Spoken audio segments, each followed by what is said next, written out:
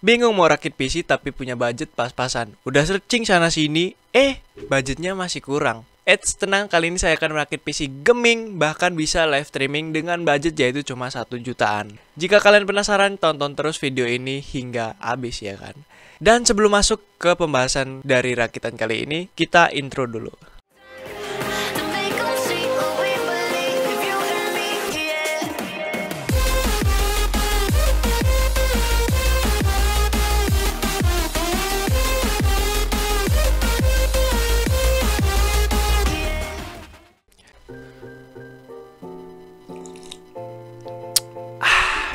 Mumpung buka tuh masih malam.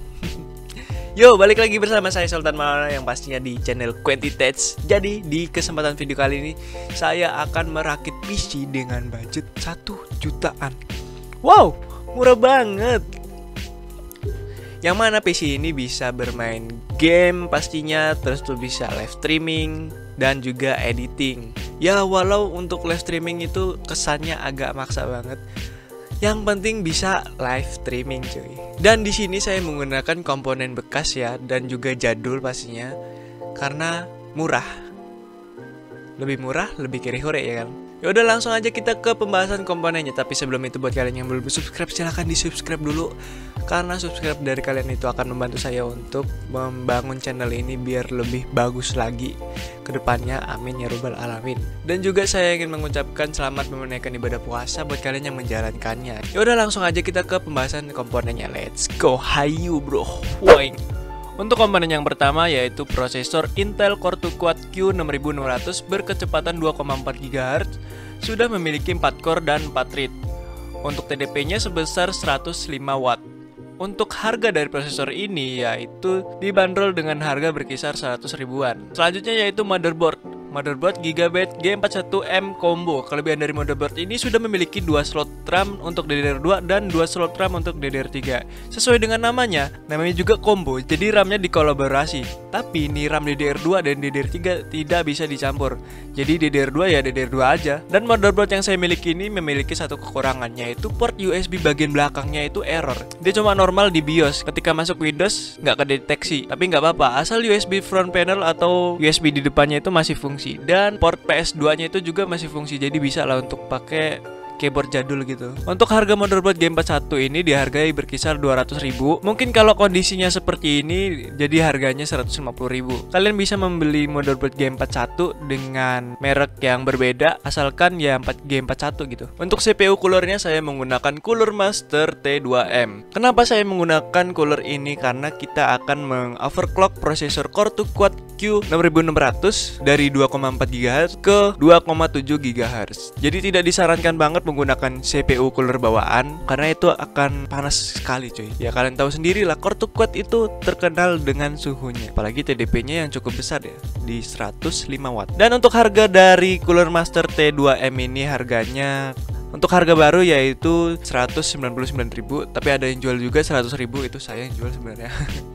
Tapi nggak apa-apa, ini sebenarnya harga bekasnya segini atau bisa menggunakan merek lain. Yang penting model tower seperti ini. Next yaitu RAM berkapasitas 8GB atau 4GB dual keping. Untuk RAM 4GB dihargai dengan berkisar 145.000. Jadi kalau beli 2 jadinya 290.000. Next yaitu VGA. Kali ini saya menggunakan VGA dari Nvidia GT 740 1GB 128-bit DDR5 yang sudah saya bahas di video sebelumnya. Jika kalian penasaran bisa klik di link deskripsi di bawah atau di pojok kanan atas. Untuk harga dari VGA ini berkisar di harga 750.000. Dan saya lihat di toko PED cuma satu yang jual dengan harga berkisar segitu. Tapi tenang, ada opsi lain untuk VGA ini. Kalian bisa menggunakan VGA GTX 650 1GB DDR5. Untuk spesifikasi di atas kertas sama kalau dari penelusuran saya. Yang mana VGA GT 740 ini 11, 12 atau hampir sama performanya dengan GTX 650. Dan harganya juga nggak jauh beda, berkisar di harga 700 ribuan. Lanjut untuk ke penyimpanan. Di sini saya menggunakan harddisk berkapasitas 500 GB dengan harga berkisar Rp150.000. Ya cukuplah untuk sekedar diisi game GTA 5, PES 2019, Valorant, dan Genshin. Kenapa saya hanya menggunakan harddisk berkapasitas 500 GB dan tidak menggunakan SSD? karena saya tidak punya uang. Karena untuk memangkas budget biar pas. Next yaitu power supply. Kali ini saya menggunakan PSU dari Varuprime SMAX 500 watt 80 plus yang sudah saya gunakan di rakitan sebelumnya. PSU ini masih saya ragukan kualitasnya, tetapi masih bisa diandalkan. Soalnya embel-embel 80 plusnya itu mencurigakan banget. Untuk harga dari PSU ini, harga barunya yaitu 250 ribuan. Tetapi yang saya sarankan bukan PSU ini, melainkan PSU dari FSP Hexa Plus yang sudah saya yakin itu PSU pure. Untuk harganya juga sama di harga 250 ribuan. Untuk mempercantik tampilan PC rakitan kali ini, saya menambahkan satu buah fan RGB. Gak RGB, gak party cuy. Di sini saya menggunakan fan copoton casing Vantage dan saya sarankan pakai fan dari 3 Power Up. Dia udah nyala-nyala RGB dan bisa diubah-ubah warnanya coy. Untuk harganya yaitu hanya 40 ribuan, kalian sudah mendapatkan fan nyala-nyala biar PC kalian makin menggeming. Lanjut yaitu casing. Di sini saya menggunakan casing standar dari 3 Power Up yang saya beli dengan harga 50 ribuan. Keunggulan dari casing ini menurut saya unik cuy, karena ukurannya yang cukup minimalis, kecil, nggak kayak casing standar lainnya yang cukup segede gaban. Jadi total keseluruhan dari rakitan kali ini yaitu 1.965.000 rupiah. 2 juta susuk 35.000 rupiah. 35.000 buat beli batogor. Oh iya, untuk posisi VGA-nya itu saya menggunakan PCI Racer dari bekas mining biar VGA kalian itu bisa jadi didiriin seperti kayak gini. Gimana menurut kalian? Apakah menggunakan PCI Racer ini akan menambah kecantikan dari PC kalian? Dan nanti di next konten saya juga akan membahas ini PCI Racer. Jadi kalian pantengin aja channel ini dan jangan lupa untuk subscribe dan mengaktifkan tombol loncengnya ya, biar nggak ketinggalan video-video dari saya.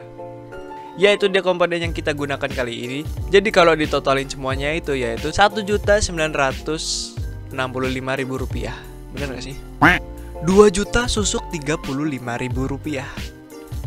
Ini kayaknya thumbnailnya jauh banget kayaknya. Yang penting kan 1 jutaan. Oh iya, untuk harga ini hanyalah patokan untuk di bulan April 2022. Karena kedepannya bisa turun ataupun naik. Karena saya bukan peramal, jadi ya nggak tahu kok, tanya saya. Tetapi kenapa VGA menengah ke bawah itu nurunnya nggak kerasa banget? Ya paling menurunnya cuma 50.000 sampai 100.000 cuy. Kapan gitu nurunnya 500.000 gitu kan?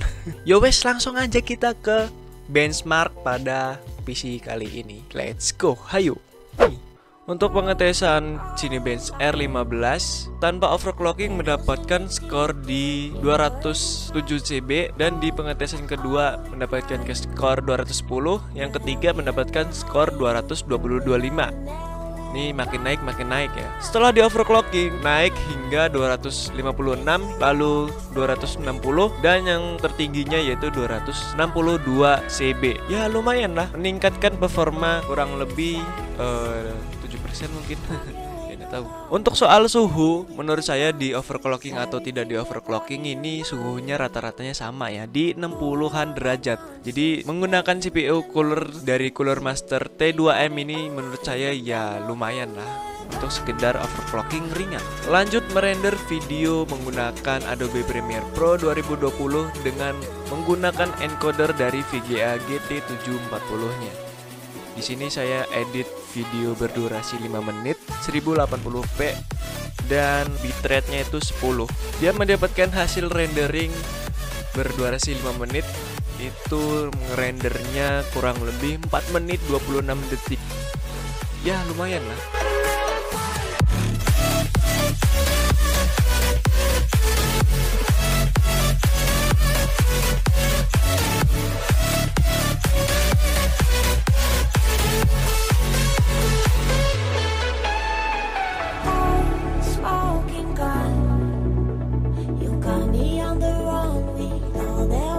Lanjut yaitu tes game GTA 5 dengan settingan 1080p di normal atau rata kiri ya. Dia dapat FPS di angka 40-an.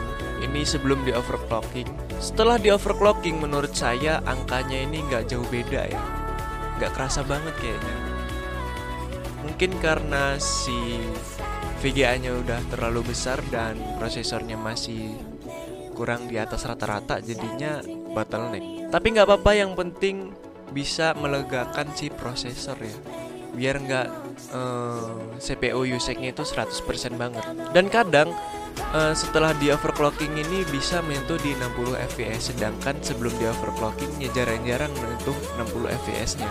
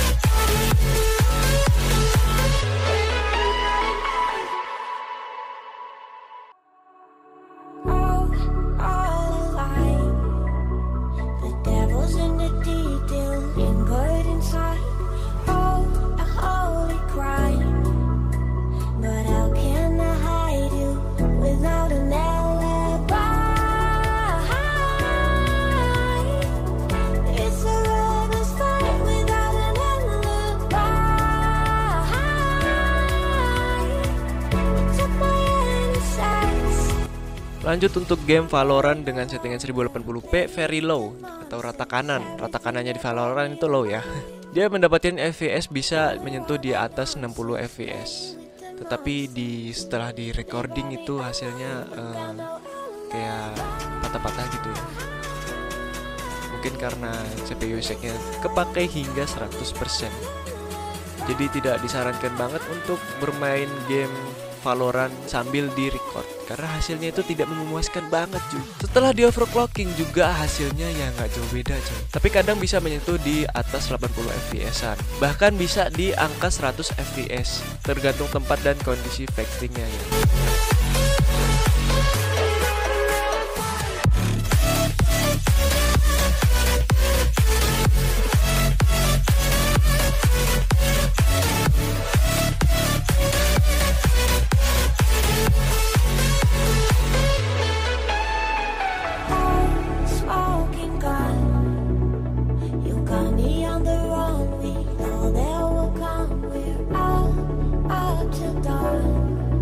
Lanjut saya tes game CSGO Steam dengan settingan 1080p di preset low. Dia mendapatkan FPS di angka 40-an, bisa 50.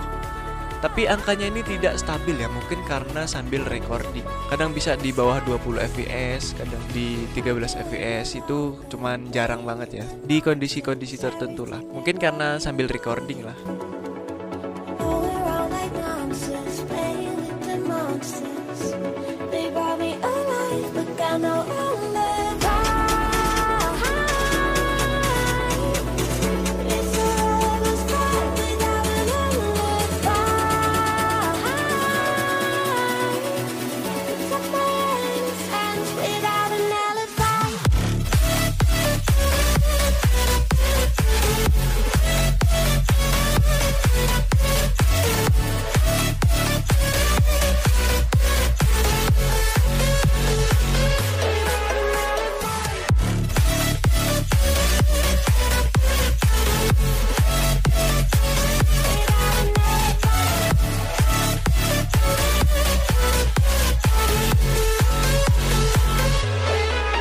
Next yaitu game PES 2019 di settingan 1080p dan di end gamenya itu very low ya, rata kiri pokoknya. Dia mendapatkan FPS rata-ratanya di 30-an fps.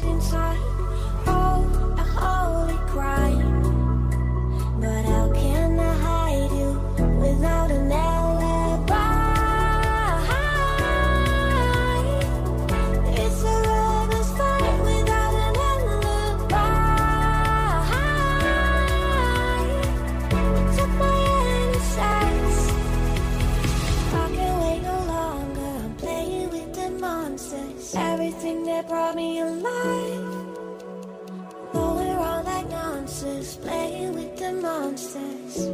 They brought me alive, but got no alibi.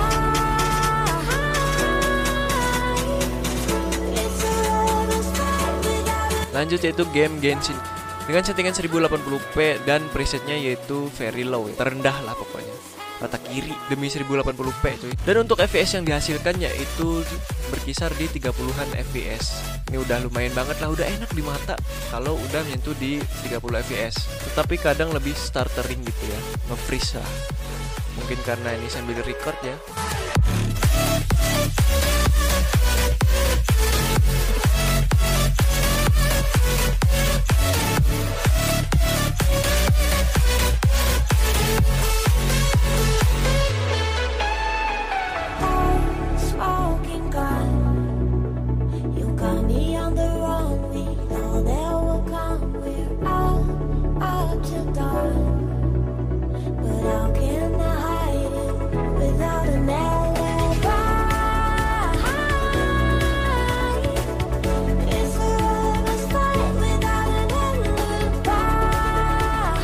Lanjut saya tes live streaming bermain game Genshin Impact di settingan 720p very low dan dia mendapatkan FPS di angka 40-an FPS. Tetapi di hasil live streamingnya itu patah-patah ya. Mungkin karena sambil record.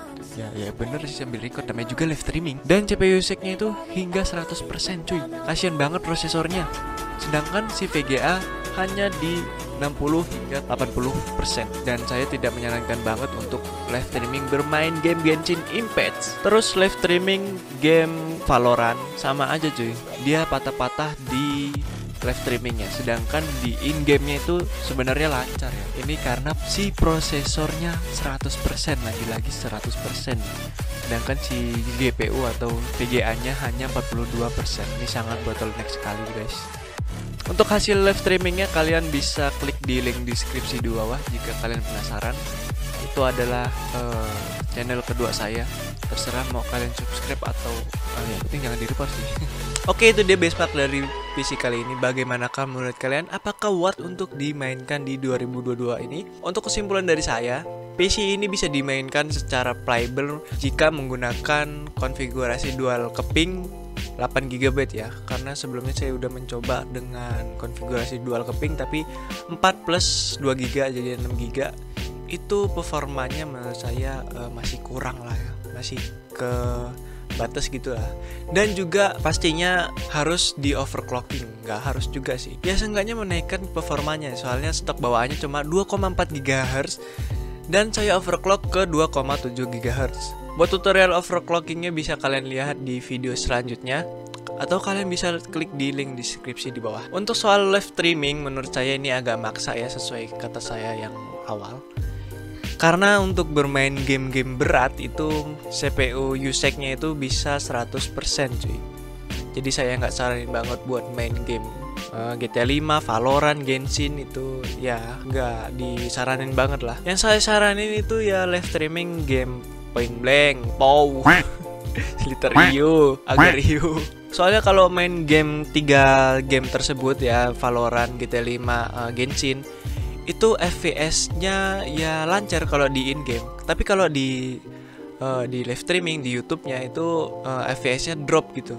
Jadi patah-patah jadi kelihatannya. Dan juga sering stuttering ya, kok stuttering, sering nge-freeze malah. Tapi kalau untuk nge-record biasa menggunakan software dari Nvidia itu lancar cuy, tanpa ada ngelak-ngelak lah. Palingnya nurun FPS 7-5 FPS lah. Terus untuk power supply-nya saya nggak menyarankan untuk menggunakan power supply ini, karena ini bisa dibilang PSU gacha juga sih, yang tidak pasti keawetannya.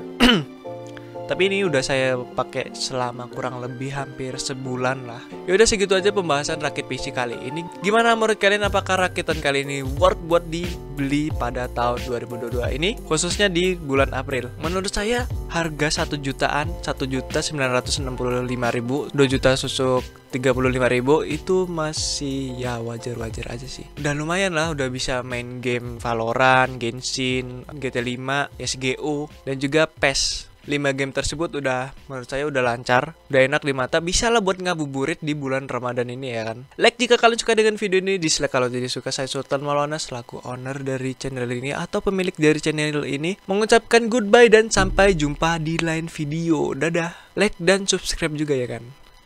Mantap. Minum lagi kan.